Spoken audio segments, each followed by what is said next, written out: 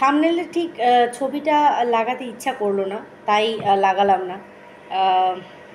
অবশ্যই করে আমাদের এই ওয়াইটিরই একজন এমন একটা পরিবার যারা কিনা খুব খুব অল্প সময়ের মধ্যে নিজের সফলতা পেয়েছে।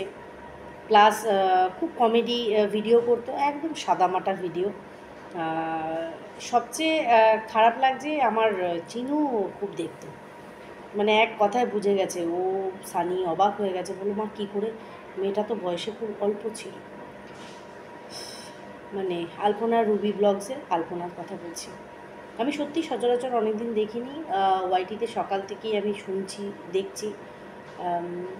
একবার ভাবছি বলবো এটা নিয়ে, একবার ভাবছি যে না থাক, মানে এই দোনোমনোর মধ্যে করতে করতে তারপর ভাবলাম যে না, দুটো কথা বলি এই অর্থে। প্রথমে বলি welcome back to my channel. কেমন আছো তোমরা সবাই? আশা করি সবাই ভালো আছো, আমিও ভালো আছি। এটা আমাদের পরিচিতি, জানো তো, প্রত্যেক দিন ক্যামেরাটা অন করে তোমাদেরকে এই প্রশ্নটা করা যে তোমরা কেমন আছো, কারণ তোমরা আমাদের এই ওয়াইটির পরিবারের সদস্য। আর তার সাথে সাথে আমরাও যে ভালো আছি সেটাও তোমাদেরকে জানান দিই। এই যে বলে না, age age age just a number, কিচ্ছু না। বয়সের আর এখন কোনো রকম কোনো সীমাবদ্ধতা নেই যে আজকে মৃত্যু একমাত্র একটা প্রাপ্তবয়স্ক মানুষেরই হতে পারে যে জীবনে সব কিছু দেখে নিয়েছে। নিঃশ্বাসের ওপর কারোর বিশ্বাস নেই। আজ তুমি যাকে দেখছো সে খুব ভালো আছে, কালকেই হয়তো তুমি সেই বিষয়ে কোনো খবর পেতে পারো যে সে আর নেই। এটা ভাবলে পরেই না গা কাটা দিয়ে ওঠে। কারণ কি জানো, মরতে কেউ চায় না, সবাই বাঁচতে চায়। অবশ্যই করে সেই বাঁচাটা যদি বাঁচার মতন হয়। যেমন এমন পেশেন্ট থাকে যারা প্রচণ্ড পরিমাণে মৃত্যু যন্ত্রণা ছটফট করে, তো ডাক্তারি মেডিকেল লাইনে এরকম একটা আইন আছে যেখানে পরিবারের সম্মতিতে সেই পেশেন্টকে কিন্তু শান্তির ঘুম দেওয়ার জন্য ইঞ্জেকশন পুশ করা হয়, যাতে সে চিরশান্তিতে ঘুমোতে পারে। কারণ সে ওইভাবে বেঁচে থেকে যে যন্ত্রণা সে ভোগ করছে সেই যন্ত্রণা নেওয়া যায় না। বয়স এখন সেই গণ্ডিগুলো পেরিয়ে চলে এসেছে, যে গণ্ডিতে দাঁড়িয়ে আমরা বলতে পারি ওর তো বয়স হয়েছিল তাই সে চলে গেছে। এই যে মেয়েটি চলে গেল, ওর কি এখন যাওয়ার বয়স ছিল? জীবনের কত কিছু তো দেখা বাকি ছিল। এমনই রোগ তার। আমি তো এই স্টোন, গলব্লাডারে মেবি স্টোন হয়েছিল, আমি যদি ভুল হয়ে থাকি তোমরা অবশ্যই কারেক্ট করো। আমি শুনলাম বিষয়টা যে এরকম গলব্লাডারে মেবি স্টোন হয়েছিল, তারপরে যে ট্রিটমেন্টটা হয় হোমিওপ্যাথি ওষুধ খাচ্ছিল, ব্লাড দেওয়া হচ্ছিল, ব্লাড শুকিয়ে যাচ্ছিলো, এরকম সামথিং আমি কিছু শুনেছি, যেটা আমার মনে হলো যে এইটাই আমার কানে আসলো, এইটাই আমি বলছি। আমি কখনো শুনিনি যেরকম স্টোন বা কিছু হলে মানুষের মৃত্যু পথযাত্রীও হতে পারে। মানে সামান্য একটা রোগও আমাদের কত কী করিয়ে দিতে পারে না।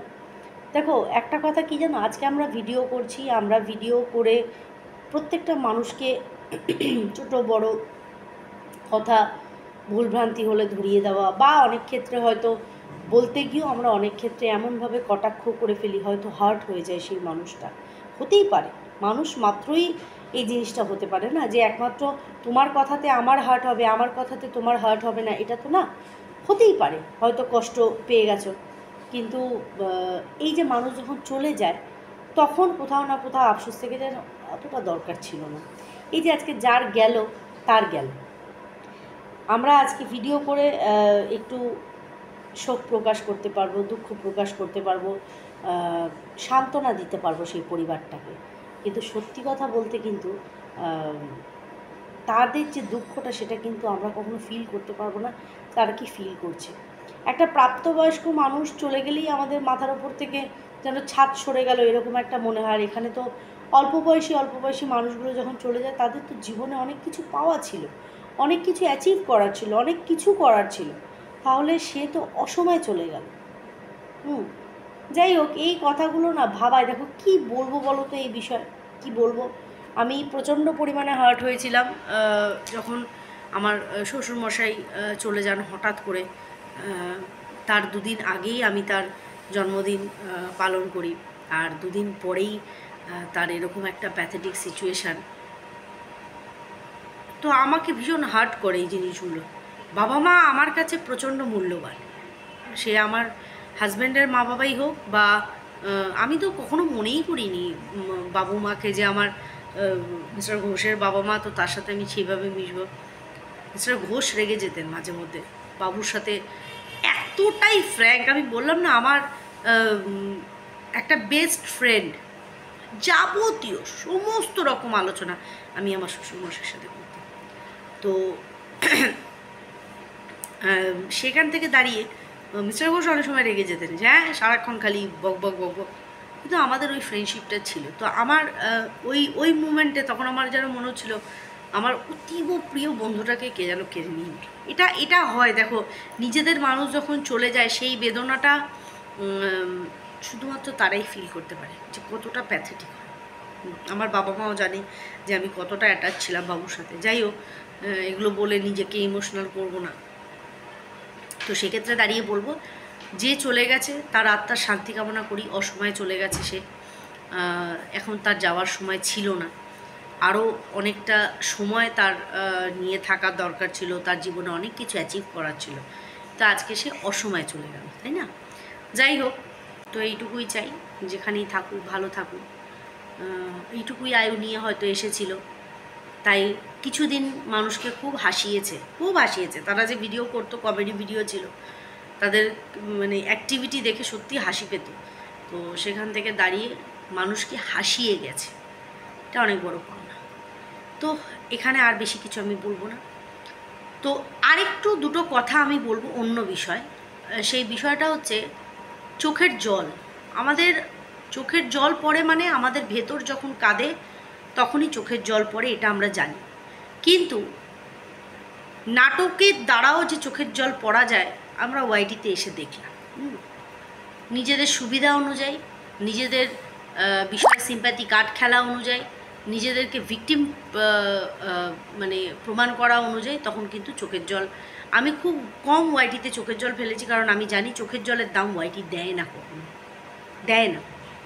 তো তোমরা সবাই জানো যে গতকালকে গামলা এরকম বিপত্তারিণীর তাগা দেখিয়ে কেঁদেছে যে ছেলের জন্য।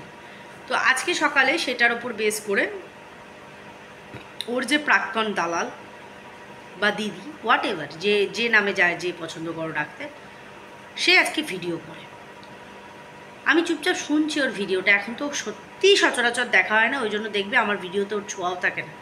তো আমি দেখছিলাম সকালবেলা, আমি বসে বসে শুনছিলাম, অ্যাকচুয়ালি দেখছিলাম না, শুনছিলাম কাজ করতে করতে। তো বলছিল যে যখন ও ওই জায়গাটা বলছে না, মনটা মোচড় দিয়ে উঠছে, কারণ সন্তানের কথা মা বলছে। তো তুইও ভারাক্রান্ত, মানে ও সেই দালালও ভারাক্রান্ত হয়ে পড়েছিল, চোখে জল এসে গেছিল। আমি খালি ভাবি, প্রিয় মানুষ বিশেষে, সেই মানুষের বাচ্চা বিশেষে চোখে জল আসে, আর কারুর জন্য না। MSL-এর কণিকা উজ্জ্বলের যে একমাত্র কন্যা সন্তান আয়ুষ্মিতার জন্ম পরিচয় নিয়ে এত পরিমাণে গিয়ে, এত ডাউন লেভেলে গিয়ে, মানে কি বলবো, বিলো দ্য বেল্ট গিয়ে, যেভাবে একটা বাচ্চার জন্ম পরিচয়, তার পিতৃ পরিচয় নিয়ে কটাক্ষ করে গেছে দিনের পর দিন একটা মাকে, আজকে সে নাকি আরেকটা মা, যে কিনা পরকীয়ার জন্য নিজের সন্তানকে ছেড়ে বেরিয়ে গেছে, সেই মায়ের আর্তনাদ দেখে তার নাকি বুকটা কেঁপে উঠেছে। আমি না এইগুলো সত্যি নিতে পারি না, এই নাটকগুলো নিতে পারি না, যদি এতই সে দরদি হবে, তাহলে কি সেই দরদটা শুধুমাত্র নিজের পছন্দের মানুষের সন্তান, তাই তার ওপর দরদটা আমি দেখাচ্ছি?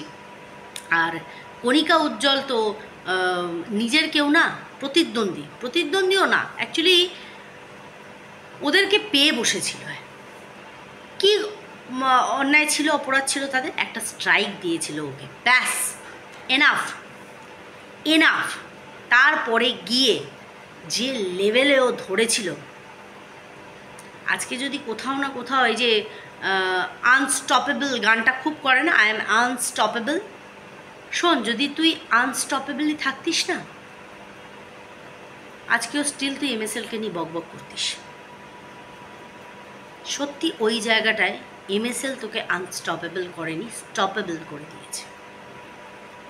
এটা ওদের ক্ষেত্রে তুই বলতে পারবি না।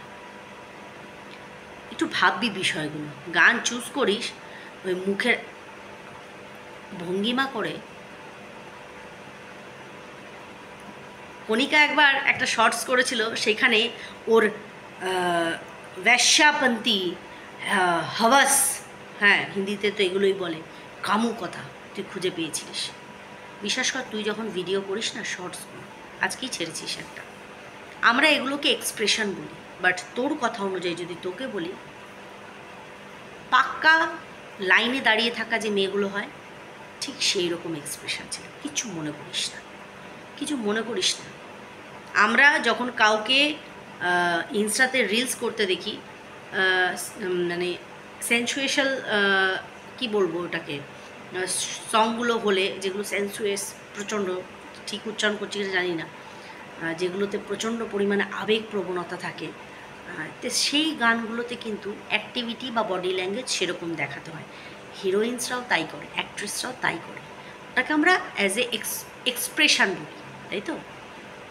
কিন্তু তুই এই সেম জিনিস কণিকা যখন একটা গানের সাথে বেশ সুন্দর দেখিয়েছিল, বাট ওকে মানিয়েছিল, বিকজ কী বলতো, বলে না যে সাদা লাউ হলেই তুমি সুন্দর ময়দা মামুনি, আর গায়ের রঙে একটু চাপা হলে না, বাট ওকে স্যুট করেছিল এই বিষয়টা। বাট তুই যখন সেই সেম জিনিসটা করিস, you are just that kind of level, বুঝতে পেরেছিস?